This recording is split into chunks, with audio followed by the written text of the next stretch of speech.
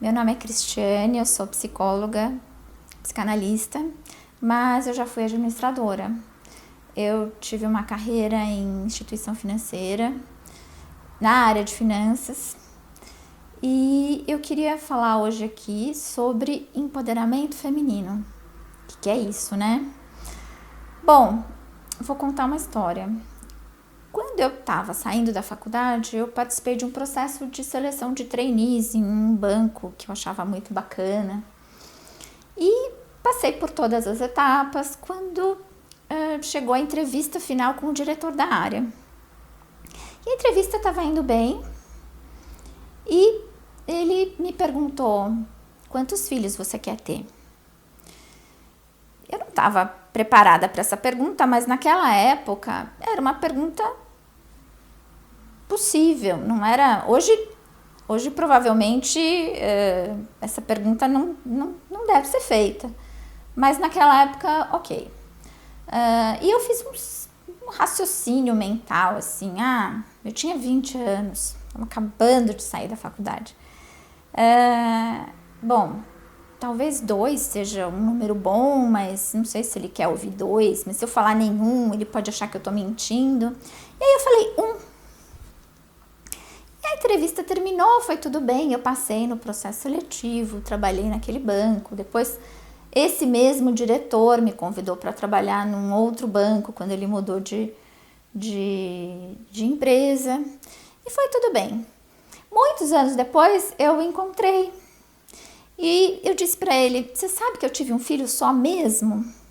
Ele: como assim? Você me perguntou na entrevista. E ele falou: eu não acredito que eu perguntei isso para você. Que vergonha. E nessa hora eu me percebi, me dei conta de que realmente era uma pergunta que não teria sido feita por um homem, por exemplo, né?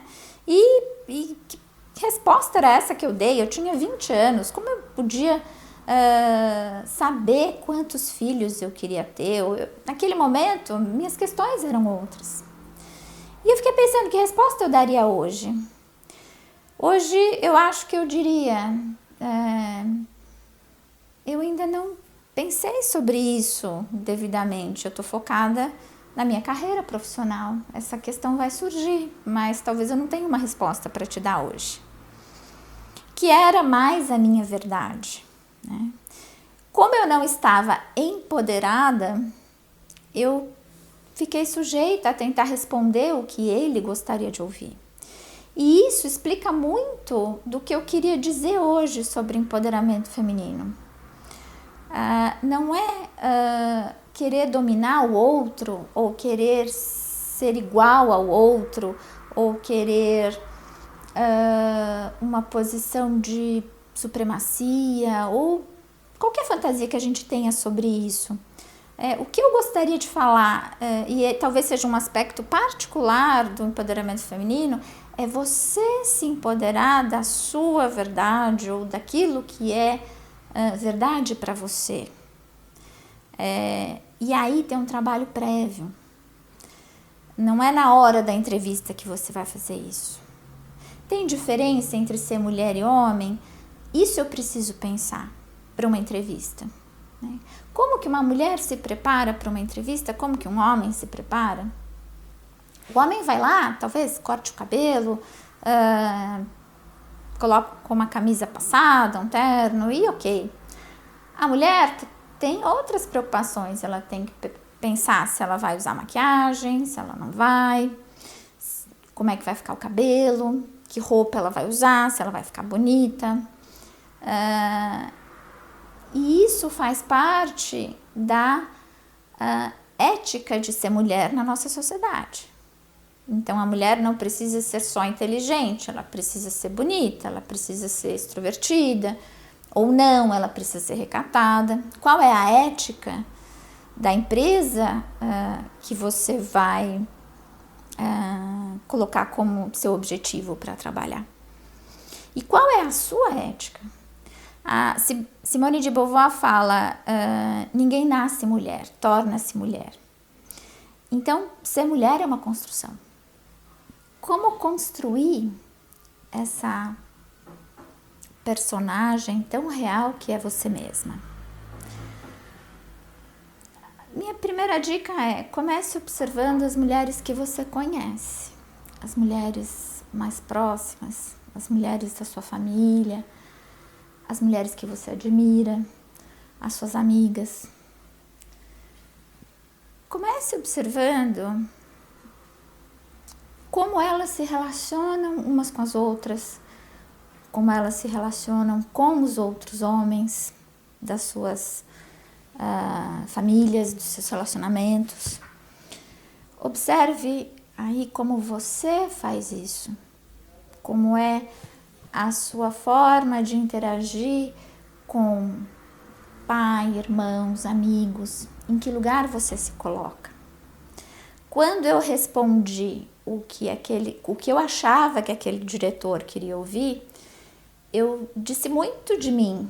Eu disse que eu me coloco num papel de querer agradar o outro, ainda que eu não esteja falando de mim, da minha verdade.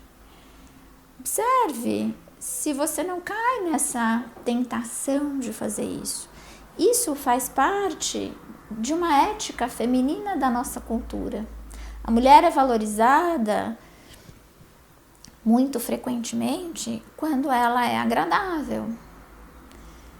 É claro que isso é uma generalização, mas aqui a gente precisa generalizar um pouco, porque a gente está falando de um grupo.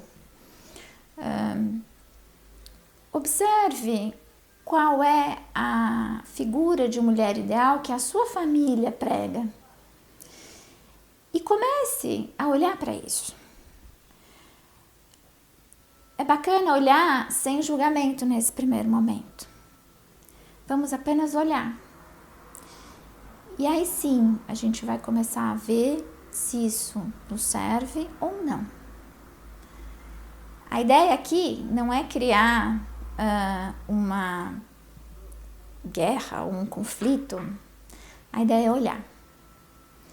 A partir daí, você pode começar a pensar de que forma você gostaria de se relacionar com as pessoas, enquanto mulher.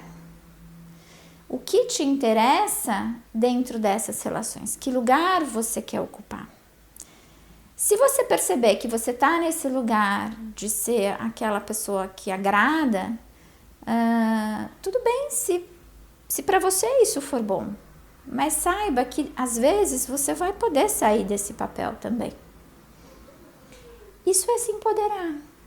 É saber o que faz e por que faz aquilo. É ser capaz de decidir. Quando a gente não sabe, a gente não decide. A gente decide não decidir. A gente decide repetir.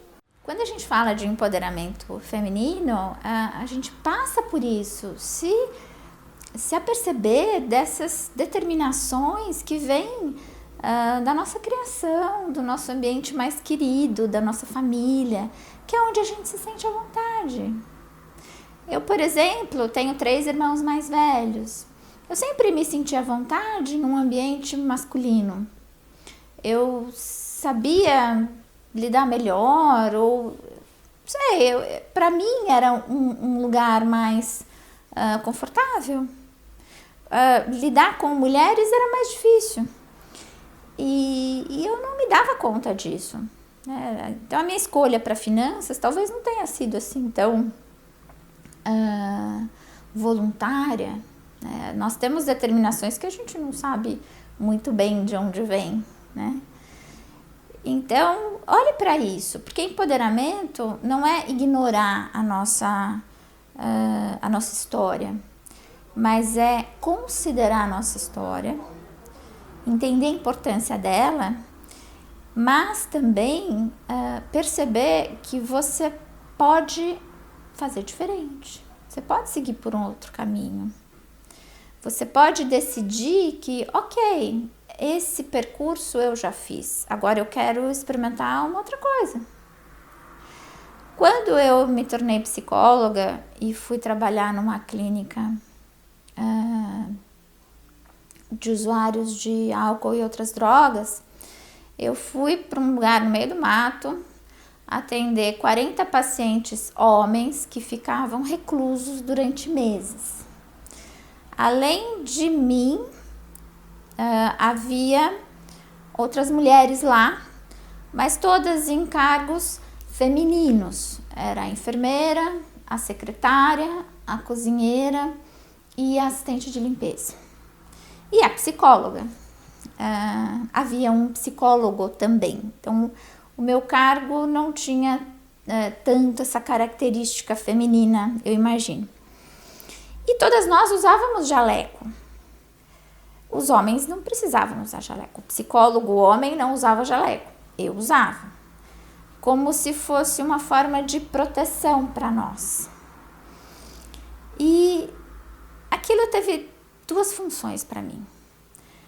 No começo, o jaleco me ajudou a criar a minha personagem ali. Eu vestia o jaleco e eu me tornava a psicóloga. E eu era vista como a psicóloga. No começo, aquilo foi uma muleta para mim. Onde eles veriam uma mulher, eles eram obrigados a ver a psicóloga. Em algum momento, aquele jaleco começou a me incomodar. Eu não devia precisar do jaleco mais. E eu, como tinha muita liberdade nessa clínica, eu comecei a testar. Eu fui alguns dias sem jaleco. E o que foi o mais bacana? Ninguém comentou que eu estava sem jaleco, ninguém fez nenhuma piadinha. Pelo contrário, o respeito, o modo de tratar foi exatamente o mesmo. E aí, sim, eu fiquei muito feliz, porque eu tinha saído do lugar de mulher, de objeto, de sujeita a cantadas, a brincadeiras, que isso acontece mesmo no início, e eu tinha passado a um lugar de saber, de alguém que estava ali, né, ao lado deles no tratamento, alguém que poderia colaborar, e de respeito. E às vezes os assuntos eram os mais espinhosos possíveis. Às vezes era eu e 40 homens falando sobre sexo. E nessa hora eu não tinha que ser igual a eles. Nessa hora o que eles queriam ouvir era uma mulher falando, uma mulher psicóloga. Isso sim acrescentava. Então, o empoderamento faz parte de você se reconhecer como mulher, estar à vontade no seu lugar de mulher, mas não se reduzir a um objeto. E é esse o recado que eu queria deixar hoje para vocês, mulheres que estão participando de processos seletivos. É claro que a gente tem todo essa cultura, esse ideário, e em uma entrevista você não vai mudar isso, mas você pode começar mudando por você. E isso a gente passa nas atitudes, passa nas roupas que a gente escolhe. Então eu não preciso ir com a gola fechada até o pescoço para dizer que eu não sou um objeto, que eu não estou ali para seduzir o entrevistador, mas eu também não preciso ir com um decote. Eu preciso, sim, ir com a roupa que eu vou me sentir mais à vontade. Então, essa é a dica. Conheça-se, saiba da sua história, saiba dos seus objetivos, do que você quer. Reconheça seu lado mulher, não despreze, não hipervalorize o lado homem. Se coloque. Preste atenção no que você diz, dê valor ao que você diz. E aí, o mundo pode ser seu também. Então, a dica para você, mulher, é essa. Conheça-se, construa-se e confie. Mas eu queria também deixar uma dica para os homens.